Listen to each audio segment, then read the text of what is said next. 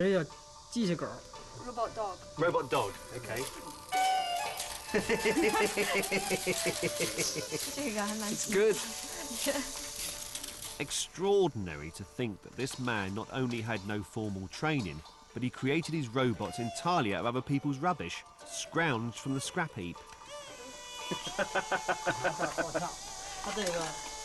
This is a robot. Isn't human nature amazing? Imagine explaining to the wife, look what I've done. It's fantastic. With a university education, he'd probably be running the Chinese space program by now. Rather wonderful, isn't it? Okay, this one is Mr. Wu number 5. They can pour a cup of tea. Oh, right, okay. But Mr. Wu's hobby has not been without its dangers. I got a few little incidents, but the biggest one is actually I burned my whole house down. You burned the whole house down? Yeah. Although the house has now been rebuilt, Mrs. Wu clearly still harbours resentment towards her husband and his obsession. After that fire issue, I really want to leave him because other people's husbands, they're all busy making money or looking after the wife and children. But his only thing in his mind is making robots. So I just feel like I can't bear it. How many hours a day does he spend working on robots? He doesn't have a set routine. He could just get up in the middle of the night and suddenly got idea in his brain. He just, get up and start to draw his plan. I mean, like other people's husbands, the only thing in their mind is to want to make more money and look after their wife and children. But he is not like that. Turns out that this, Mr. Wu number 25, is his latest creation. A robot rickshaw designed to take him and the long-suffering Mrs. Wu to market. Hello, everybody. I'm a rickshaw robot, and I'm taking my dad for shopping. Is that what it's saying? It's excellent. I want one.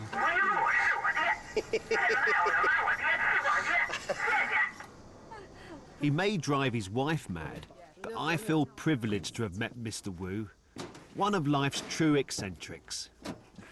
Okay, so... It's going forward. Forward is this way? Yeah. Left is reverse. Be honest, does this not beat the Great Wall of China? It's certainly a day I will remember for a very long time. But Mr. Wu Jr. takes it all in his stride.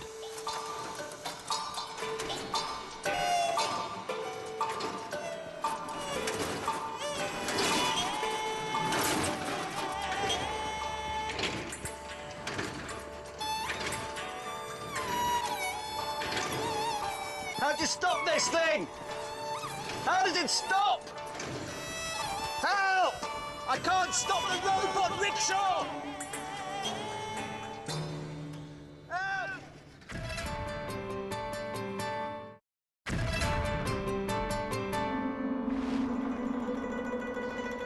Beijing's 2008 Olympics have sparked urban redevelopment on an unprecedented scale. The Olympic Stadium and village alone employs around 25,000 labourers, and the total project is costing £42 billion. Throughout Beijing, there has been more construction over the past year than the whole of continental Europe over the past 3 years. Yet at least half of these new developments will remain empty, unaffordable to your average Chinese. So effectively, they're being built solely to ensure Beijing looks shiny and modern when the world's cameras arrive in 2008. Meanwhile, almost all the city's traditional Hutong districts are being torn down, with well over 500,000 inhabitants already forcibly evicted from their homes. I've come to one of the oldest Hutong districts to seek out an American who lives here. Welcome to Beijing. Mike Meyer has started to teach English to the older members of his local community because they're keen to be able to help out foreign visitors during the Olympics. Do you speak English? Do you speak English? I can speak a little English. Very good. Sorry, I didn't wish to disturb you. Just interested in what you were doing here. Do you mind if I just sit and watch? Is that okay? Sure. Come to the front. Come. Mike wasn't going to waste the opportunity of a real Englishman in his class. 可以问他做什么 I am a comedian, funny person. Tough crowd, right? Exactly. But I've played tougher crowds than this in my time, and I felt professionally obliged to win them over. Chinese food is beautiful. I love Chinese food. I also love Qingtao. Qingtao beer? Qingtao? Yes.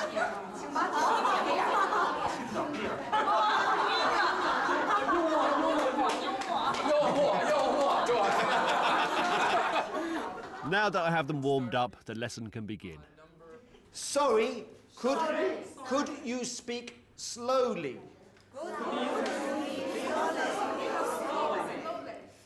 What do you do? I am a grandmother. It struck me as a tragic irony that these old folks would probably have been forcibly evicted from their homes here long before the Olympics begin. Thank you very much. Thank you very much. Good.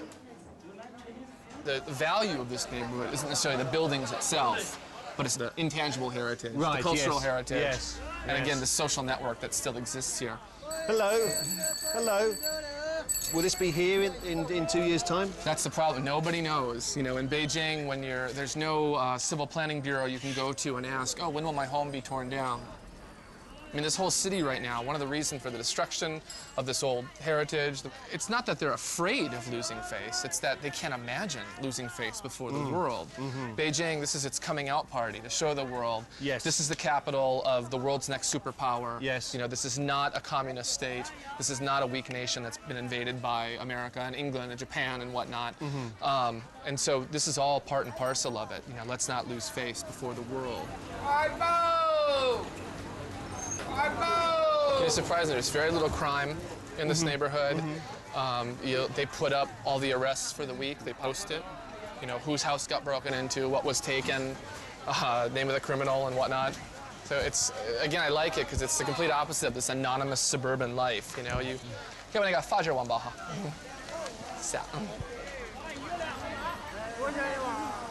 Walking around here, I haven't seen any other Westerners that live here. I'm the only one in this neighborhood. It seems the to be. 57,000 people, yes, I'm the only one. So you can imagine every move I make is watched closely.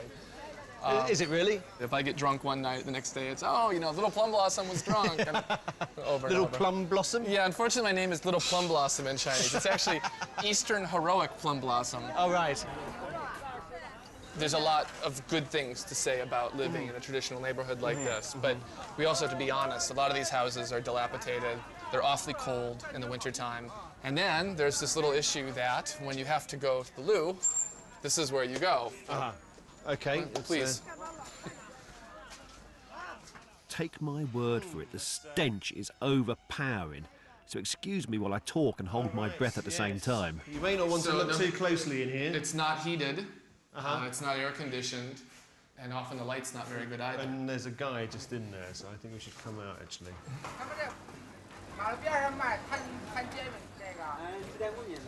So this is the entrance to where I live. Place is about 100 years old. In Chinese, this is called a dazayuar, which just means a big, messed up garden, basically. Mike's house is deep within a maze of small courtyards within courtyards, almost impenetrable to an outsider. Come on in. Hey, Daniel, 你好. 怎么样? 这是我的朋友. And this is one of his neighbours, his surrogate grandmother, who proudly invites me in to see her house. Or rather, her room.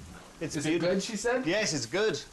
She raised 2 children here. So her first son was born in 1947, her second son was born in 1949. Oh, she doesn't look old enough. 她说你不是这么老啊. 我都80了。 She's over 80. Wow.